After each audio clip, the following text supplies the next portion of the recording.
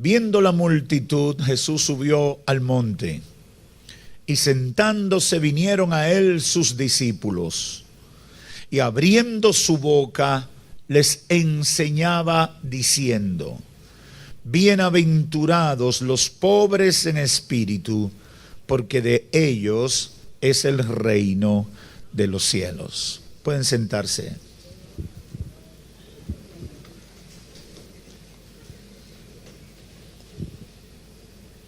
Hoy quiero iniciar una serie de predicaciones que abarcarán parte de este mes y del que viene, donde abordaremos lo que pudiéramos calificar como principios de vida para lo que buscan agradar a Dios. ¿Cuáles son esos principios de vida? Definitivamente los que aborda Jesús en su mensaje más extenso y completo de todo su ministerio aquí en la tierra. El conocido Sermón del Monte, que Mateo detalla en los capítulos 5 al 7 del Evangelio que lleva su nombre, y Lucas los resume en el capítulo 6. Tengo la fe de que el Espíritu Santo trate con todos aquellos que podamos alcanzar desde este púlpito y a través de los medios. Y queremos que el Espíritu Santo haga eso porque hay principios de vida que son revelados por Dios, que son dados a conocer por Dios, que nos garantizan vivir una vida de plenitud espiritual y de comunión con Dios en esta tierra llena de desafíos. Esos principios no siempre serán populares a los ojos del mundo. Esos principios no siempre serán agradables para nosotros. Esos principios no siempre parecerán atractivos, pero sí, ciertamente, nos ayudarán a vivir vida de plenitud espiritual y de completa comunión con Dios. Y eso garantiza el éxito en esta tierra y en la eternidad.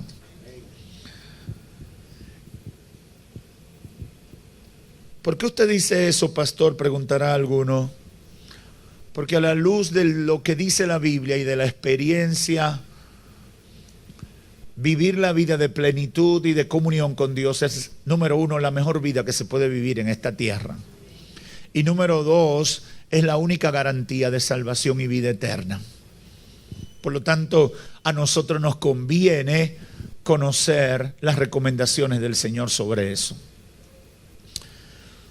Quiero contextualizar un poquito de en qué momento Jesús dice estas palabras.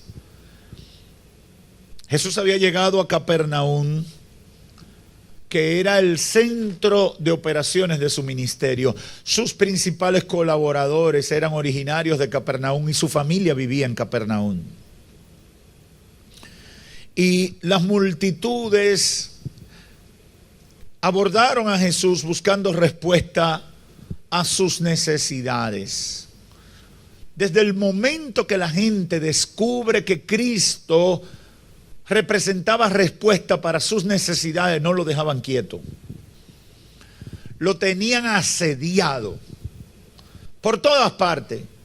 Ahora, es entendible, ¿verdad? Si usted sabe quién le puede resolver, ¿se va a quedar quieto sin pedirle que le ayude? Es natural, la gente va a buscar la ayuda. Y las multitudes abordaron a Cristo porque muchos habían recibido sanidad, muchos habían recibido liberación, muchos habían sido impactados por el poder de Dios. Y todo el mundo quería eso, porque todo el mundo tiene necesidades, de una o de otra naturaleza, pero todo el mundo tiene necesidades. Quizás las necesidades mías no son las tuyas, quizás las tuyas no son las del otro o de la otra hermana. Pero todos tenemos necesidades. Es más, hay gente que ve la vida de algunos y dice, fulano no tiene necesidad. Pero cuando tú te acercas a ese, te das cuenta que también tiene un tipo de necesidad. porque la vida es así. Yo creía por muchos años en mi vida que el día que yo tuviera un carro, yo iba a llegar a todas las metas de mi vida. Y el día que el Señor me dio mi troncomóvil, me di cuenta que estaba muy contento con él, pero que quería uno más nuevo. Porque es la dinámica de la vida. Estás pidiendo al Señor por una casa, el Señor te da una casa y después dice, sí, pero yo quiero otra. Tenemos muchas necesidades de todo tipo. La gente llegó a Jesús y lo abordaba, lo rodeaba. Y dice la Biblia que Jesús decidió subir al monte para hablarle y enseñarle estos principios que comienzan con lo que conocemos como las bienaventuranzas. Y aquí, en este punto, el Espíritu Santo ministró algo a mi espíritu. Dios no está interesado solo en sanar tu enfermedad física o suplir tu necesidad espiritual. Para el Señor es más importante que tú aprendas a vivir una vida que le agrade y en comunión con Él. Todo el mundo estaba detrás de un milagro. Todo el mundo estaba buscando un milagro, una sanidad, una respuesta poderosa, sobrenatural de parte del Señor. Pero Cristo de repente dice, no voy a orar por nadie. No voy a imponer las manos. No voy a atender al paralítico, no voy a atender al leproso, no voy a atender esos problemas físicos, porque siempre esos problemas estarán ahí. Ahora voy a trabajar con lo que le va a garantizar el éxito más allá del problema. Voy a enseñarle a vivir una vida agradable a Dios. Voy a instruirle sobre una vida que honre al Señor. Y ahí comienza este discurso. Y hoy yo me quiero concentrar en lo que he llamado el principio número 1 de una vida que agrade a Dios. Y está en estos primeros 3 versos. Viendo la multitud, subió al monte y se sentó. Los discípulos se le acercaron y abriendo su boca les enseñaba. Y comienza con este primer planteamiento. Dichoso, bienaventurado los pobres en espíritu, porque de ellos es el reino de los cielos. Dichoso, eso es lo que estaba diciendo. Dichoso los pobres en espíritu, bendecidos los pobres en espíritu, porque de ellos es el reino de los cielos. Para la mayoría de las personas eso resultaría contradictorio y hasta extraño decir que es dichoso y bienaventurado alguien que vive en algún estado de pobreza. Nadie acepta la pobreza como una dicha. Siempre me recuerdo de un hombre que estaba haciendo un trabajo en un lugar donde yo estaba y me dice, tengo toda la vida siendo pobre y todavía no me he acostumbrado.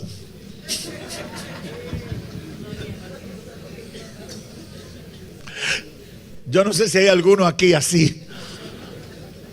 Pero a mí me impactó lo de ese hombre porque lo dijo con tal firmeza. Y yo dije, óyeme, pero yo nunca había pensado en eso. Y me dice, no me he acostumbrado, nací pobre y he vivido toda la vida pobre, pero no me he acostumbrado. Para la mayoría de las personas resultaría extraño decir que es dichoso y bienaventurado alguien que vive en algún estado de pobreza. El mundo del siglo I, cuando Cristo ministró, no era tan materialista como el mundo que nos ha tocado vivir. La gente tenía otra mentalidad, pero aún en ese mundo causaba revuelo declarar ante esa sociedad que era una dicha tener algún tipo de pobreza. Oiga bien, en ese mundo era un problema ya. 20 siglos atrás ya era un problema hablar de la pobreza como una dicha. ¿Por qué era así? Porque los fariseos, los escribas, los intérpretes de la ley o maestros de la ley habían enseñado que la bendición espiritual estaba íntimamente ligada o vinculada a la bendición material. Esto quiere decir que riqueza era sinónimo de un bendecido, que un rico era un dichoso delante de los ojos de Dios, que Dios estaba con él. Eso ellos habían enseñado. Y si usted se va 8 o 9 siglos atrás, en el tiempo de Job, cuando los amigos vienen donde Job, Sofar, Bildad y los otros vienen a cuestionar la crisis que está viviendo Job, la pérdida de todas sus riquezas, la pérdida de todos sus bienes, ellos le dicen: hay algo malo contigo, Dios no está contigo porque lo perdiste todo. Era viejo eso. En el siglo I habían pasado quizá 8 o 9 siglos de ese episodio de Job. Y aquí todavía eso está fuerte. Si tú estás en mala, Dios te abandonó. Y así atacaban a Job. Para ellos, la pobreza era señal del abandono de Dios. Para ellos, Jesús debió decir: bienaventurados los ricos, porque Dios está evidentemente con ellos. Pero Jesús dice algo totalmente contrario: bienaventurados los pobres en espíritu, porque de ellos es el reino de los cielos. Ahora, el planteamiento de Jesús generaba un problema en ellos. Porque Cristo hablaba de pobreza, pero no hablaba de pobreza en términos materiales, que era el lenguaje perfecto que ellos podían entender las cosas. ¿A qué se refería Cristo con pobre en espíritu? Cristo no se refería necesariamente al tema de la riqueza material como unos pudieran pensar.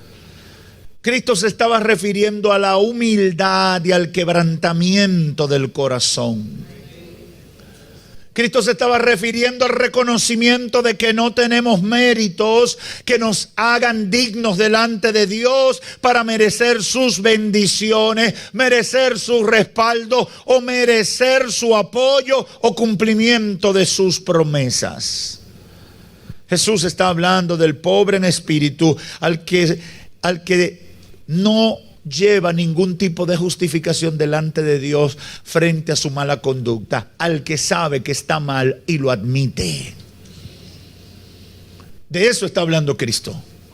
El que no tiene altivez, el que no tiene soberbia por su pecado, el que siente vergüenza y dolor cuando está en falta delante de Dios, el que no busca argumento para justificar lo que hace, el que reconoce que ha metido la pata.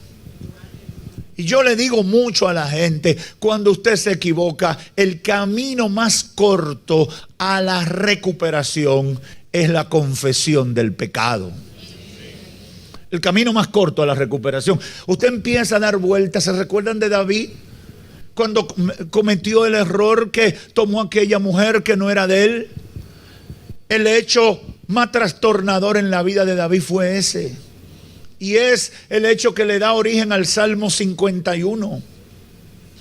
Ahora bien, David pasó 3 años guardando su pecado.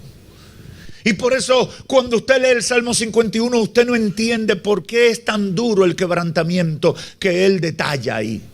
Dice: en un momento se me secaron los huesos, mordí el polvo del dolor. ¿Por qué? Porque tenía un pecado no confesado. Por eso cuando el profeta Natán va y lo confronta y le dice: tú eres un pecador, ¿por qué hiciste esto?, David baja la guardia y se quebranta y dice: sí, es verdad, yo le fallé a Dios. Y ahí se derraman lágrimas. Y si usted quiere ver todo lo que salió del corazón de David en ese momento, lea el Salmo 51. Jesús habla de una dicha, ser pobre en espíritu, Y se está refiriendo a las personas que antes que justificar su pecado o refugiarse en la autosuficiencia, reconocen con tristeza, con vergüenza y con dolor que la ley de Dios es verdadera y que viviendo en el pecado su vida está en bancarrota moral y espiritual. Muchos ricos materialmente pueden ser pobres en espíritu. Y muchos pobres materialmente pueden ser orgullosos, egoístas, vanidosos, resentidos y llenos de amargura y no tienen ningún tipo de pobreza en espíritu. Porque no se trata de lo material, sino de la actitud del corazón. Jesús está estableciendo como principio de una vida que agrada a Dios la pobreza espiritual. Y eso debe ser un mensaje importante para nosotros. En un mundo que exalta todo lo contrario. El mundo que nos ha tocado vivir ha desarrollado el ego a los máximos niveles. El mundo que nos ha tocado vivir es contrario a la humildad, al quebrantamiento, a la humillación. Jesús está diciendo que una vida que agrada a Dios es la vida de la humillación, de la vergüenza por el pecado, y esa disposición debe ser permanente. Debemos ser sensibles y abiertos a la demanda de la justicia de Dios. El que se cree rico moralmente confía en su propia justicia y depende de sí mismo. El que se considera pobre de espíritu, lejos de negar o justificar su pecaminosidad, se refugia en Dios. Se olvida de la autosuficiencia, se olvida de la grandeza personal y decide ponerse chiquito para tratar de alcanzar la misericordia de Dios. Quiero hacer algunas aplicaciones que considero muy importantes a la luz de todo esto. Porque, como me decía un hermano anoche de los que me acompañó a Santo Domingo, me dice: pastor, quiero motivarle a que siempre trate de, cuando dice la palabra, hacer eso que muchas veces usted hace que uno se confronte con las realidades del diario vivir. Porque aun cuando uno no entiende el texto, aterriza en ese momento y lo entiende. Y yo creo que es un deber de los predicadores, de los pastores, de los maestros, llevar la gente a la aplicación del diario vivir, de lo que la palabra de Dios presenta. Porque muchos quizás no tendrán un entendimiento muy grande o no tendrán altos niveles de intelectualidad, pero cuando tú le llevas y le haces la aplicación a la cotidianidad, pueden entender lo que la palabra de Dios le está transmitiendo. Y en ese sentido es que quiero decir los siguientes puntos. Número uno, mucha gente que dice ser temerosa de Dios, pero con sus hechos y sus palabras demuestra que la vanidad, la soberbia y el egoísmo domina su vida, no es pobre en espíritu. Hay mucha falsedad en la vida de la gente. Y tú los ves a veces diciendo: soy cristiano, amo a Dios con todo mi corazón, pero no se quebrantan, mantienen orgullosamente sus posiciones y no se humillan reconociendo sus fallos, sus debilidades, sus pecados. Yo no puedo aspirar a proyectar una imagen de perfección. En la Biblia usted no encuentra eso. En la Biblia usted no encuentra esa altivez. En la Biblia usted encuentra quebrantamiento. Quebrantamiento. Si el grano, si la semilla no cae en la tierra y muere, dice la palabra, no hay forma de que nazca la nueva vida, la nueva persona, el nuevo hombre. Toda la Biblia, todo el mensaje de Jesús, todo el mensaje del Evangelio habla de quebrantamiento, de humillación,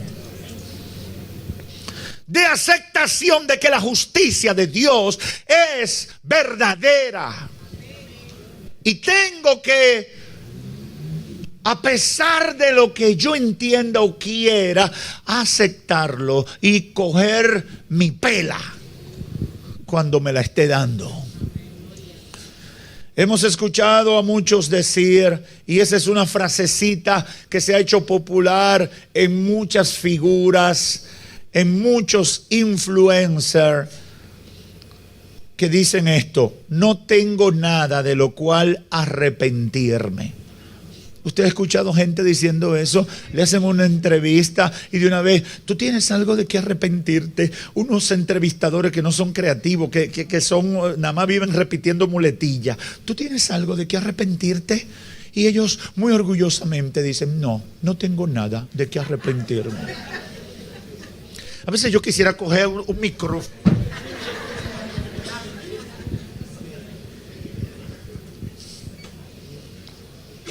Otros dicen, yo no tengo por qué humillarme y asistir a una iglesia para salvarme. Yo creo en Dios, tengo comunión con Dios, pero yo no creo en las iglesias. Otros dicen, yo siempre he tenido mi iglesia y vivo mi relación con Dios a mi manera. No tengo nada de lo cual arrepentirme. Y muchas frasecitas parecidas a esa. Muchas ideas parecidas a esas vive diciendo la gente. Y yo cuando la gente me dice eso, le digo, qué pena. Porque tú no vas a recibir la bendición de Dios si no comienza con el quebrantamiento. Si no comienza aceptando que eres pecador. Si no comienza aceptando que te has equivocado. Y como dice el apóstol Pablo allá en Romanos, por cuanto está establecido, todos pecamos, todos hemos sido destituidos de la gloria de Dios. Todos hemos fallado. Óigame, mire hermano, quien no ha fallado es porque no lo han investigado. El que dice, no, fulano es perfecto, no, el que no lo han investigado. No han revisado su expediente, no se han metido en sus interioridades. La palabra no se equivoca, todos hemos pecado, todos hemos sido destituidos de la gloria de Dios. Por tanto, lo que nos conviene es aceptar nuestra realidad. Y comenzar por ahí, humillándonos, quebrantándonos ante la justicia de Dios, admitiendo nuestra culpa. Cuando esa gente viene con esas frasecitas aprendidas, vacías y llenas de orgullo y de altivez, a toda esa gente le digo, la humildad es la primera letra del alfabeto cristiano. Y no soy ningún filósofo chino. La humildad es la primera letra del alfabeto cristiano. Es decir, no hay forma de relacionarse con Dios para el ser humano si no comienza con humildad de corazón. No hay forma, Dios no te va a aceptar. No hay forma de conectarte con Dios si no eres pobre en espíritu, humilde, dispuesto a humillarte delante del Señor. No hay forma. Y que lo sepa todo el que me está escuchando en esta hora. No importa quién tú seas, no importa los grados académicos, los reconocimientos humanos o dentro de las instituciones religiosas. No importa, el que no es pobre en espíritu no heredará el reino de los cielos. Y lo dijo Jesucristo. No vas a heredar el reino de los cielos. Te van a decir tonto. Te van a humillar, van a decir cantidad de cosas de ti. Te van a decir que tú tienes baja autoestima porque ahora eso se usa. Ay, fulano, tú tienes que tener mejor autoestima porque autoestima tú la necesitas. Y la gente viene con toda esa ínfula a donde el Señor. Como que le va a dar una terapia psicológica al Señor para que cambie sus métodos. Ven humillado. Tú puedes haber matado media humanidad, pero si viene humillado, el Señor te abre.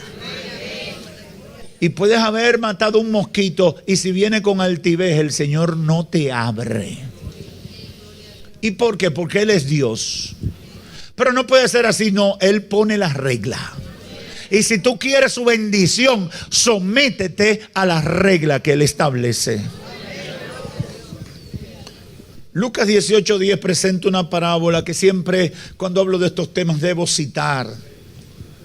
Jesús hablando dice: 2 hombres subieron al templo a orar. Uno era fariseo y otro era publicano.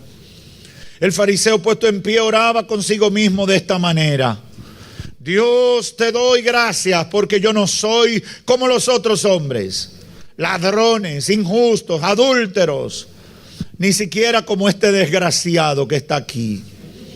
Ayuno 2 veces a la semana, diezmo de todo lo que me gano. Esa era la oración del fariseo. Al lado estaba el publicano. No quería ni siquiera alzar los ojos al cielo. Estaba de rodillas, se golpeaba el pecho diciendo: Dios, sé propicio a mí que soy pecador. Dios, no soy nadie. Dios, he sido un desgraciado, he hecho cosas malas. Dios, no merezco entrar en tu templo. Dios, mi maldad me ha separado de ti. Dios, mi vida está rota. Pero sé propicio. Extiende tu misericordia. Extiende tu amor y alcánzame. Extiende tu virtud y sácame de esta condición. No lo merezco, no me toca.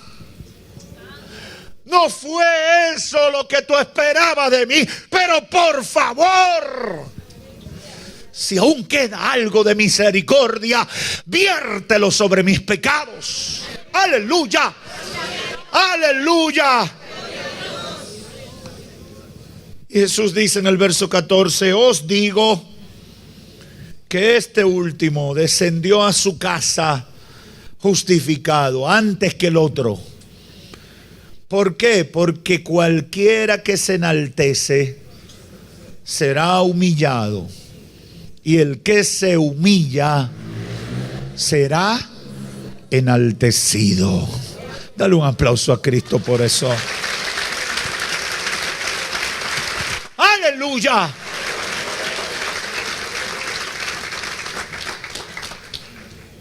Eso es poderoso, hermanos. Y es más poderoso en el contexto que nos ha tocado vivir. ¿Cuánta gente ególatra hoy en día? ¿Cuánta altivez? ¿Cuánta gente que se cree lo máximo y lo practica? ¿Cuánta gente menospreciando a los demás? Yo no me junto con tal tipo de persona. Yo no voy a ir a la iglesia porque en la iglesia hay mucha chusma. No me gusta tal ministerio porque en ese ministerio uno tiene que bregar con gente. Ya yo superé eso. Y una de las terapias que da el evangelio cuando usted se mete a la iglesia es que se junta hasta con el empleado más bajito de su cadena de tiendas, de empresas, de negocios. De repente usted se encuentra con el barrendero del ayuntamiento, el que limpia la calle, el que destapa el pozo séptico, y viene y le saluda y le dice: Dios le bendiga, hermano.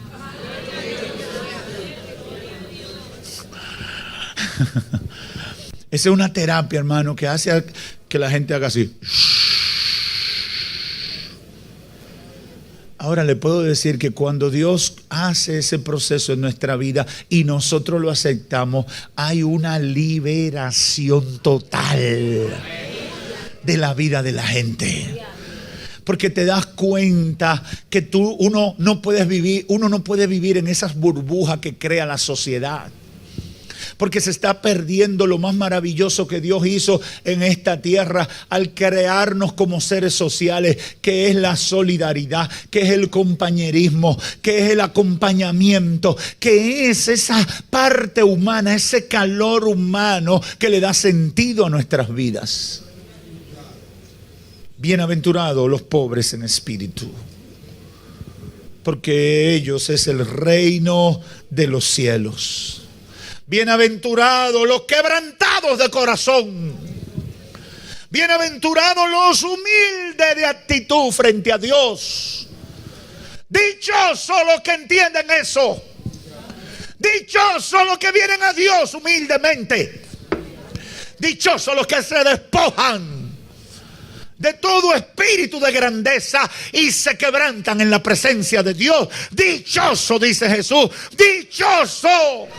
Oh, aleluya, son dichosos. No me importa lo que diga el mundo, no me importa lo que diga la sociedad. Yo digo, dice Jesús, que son bienaventurados y dichosos. Yo se los digo. Es decir, si nosotros queremos vivir vidas que agradan a Dios, tenemos que incorporar a nuestra escala de valores, a nuestros patrones de pensamiento, estos principios. Porque de lo contrario no podemos tener comunión con Dios. Por eso, hermano, no hable de nadie. Hay unas generaciones de evangélicos que en el pasado, en base a unas ínfulas de santidad o a unos estereotipos que de ellos definieron de santidad, terminaron convirtiéndose en gente que vivía criticando y evaluando y midiendo lo que el otro hacía o dejaba de hacer. Y por eso muchos que algunos creen que están en el cielo se van a enterar que están en el infierno. Usted sea pobre en espíritu, no se deje arrastrar a eso. Yo lo que quiero es llegar al cielo. Yo no voy, si yo le puedo dar un consejo a mi hermano, mira, yo estoy viendo algo mal en ti, pero trata de arreglarlo, busca ayuda, pero no salga a hablar al otro y a decir, mira fulano, mira ese falso, ese hipócrita. No, no haga eso. Usted es pecador también. La iglesia no está llena de ángeles. ¿Alguien tiene ala aquí? ¿Habrá alguien con un par de alitas, aunque sea? Si hay alguien, por favor, con alas, que se levante y se me presente. La iglesia no está llena de ángeles. La iglesia no está llena de ángeles. La iglesia está llena de pecadores arrepentidos. Oh, yo no sé si tú entiendes lo que te estoy diciendo. Lo que hay aquí son pecadores arrepentidos. Pecadores que dijeron un día, hoy decido cambiar, hoy me decido acoger al plan de Dios para mi vida. Y quiero que Dios me transforme. Y quiero que Dios me cambie. Y quiero que Dios cumpla su propósito en mi vida. Fuera la altivez, hermano. Deje de estar hablando. Yo tengo tantos años de convertido y a mí qué me importa. El que tenga un día de convertido, cuando Cristo venga o se muere, se puede ir para el cielo igualito que tú. El tema es que cuando nos llegue la hora, estemos viviendo en santidad. Estemos bien. Toda manifestación de orgullo, no importa la etiqueta que tenga, hay que sacarla de nuestra vida. Toda manifestación de altivez y de soberbia, hay que sacarla de nuestra vida. No, yo no me junto con fulano. ¿Por qué? Porque fulano es esto y aquello. Deja de estar con eso. Deja de estar con eso. Dichoso, dice Jesús, dichosos los pobres en espíritu, porque de ellos es el reino de los cielos. Bájale algo a esa actitud y alíñate con el propósito de Dios. Y termino diciendo, si quieres una vida que agrada a Dios, tienes que comenzar a convertirte en un pobre de espíritu, una persona que acepta las imputaciones de la justicia divina y con quebrantamiento de corazón busca el perdón. Eso no suena atractivo, no sonará atractivo para mucha gente de hoy, pero es la verdad y es la condición inicial para que Dios haga cosas maravillosas en nuestras vidas. No hay posibilidad de disfrutar una vida de comunión con Dios, una vida de promesas eternas como la salvación y la vida eterna si no nos convertimos en pobres en espíritu. Le digo a los amigos que creo que no debo abundarle, porque si quieren vivir una vida de comunión con Dios, una vida que agrade a Dios, tienen que olvidarse de toda esa basura que promueve el mundo y venir con sencillez, humillados delante de Dios y decirle: Señor, reconozco mis faltas y sé que por mí mismo no puedo salvarme, pero quiero tu ayuda, y como tú puedas, ayúdame, que yo haré mi parte. Y el que haga eso, el Señor lo va a recibir. El que le diga: yo no sé ser evangélico, pero tú me vas a ayudar. Yo no tengo familia evangélica, pero tú me vas a ayudar, Señor. Yo he vivido una vida fea, mala, sucia, pero tú me vas a ayudar, Señor, y yo voy a aceptar tu ayuda. Todo el que haga eso va a recibir la aceptación del Señor, y eso cambiará todo en su vida para bien.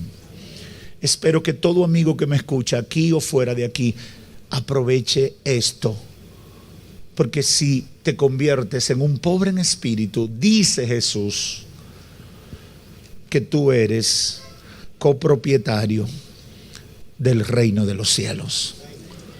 Gracias, Señor, por tu palabra.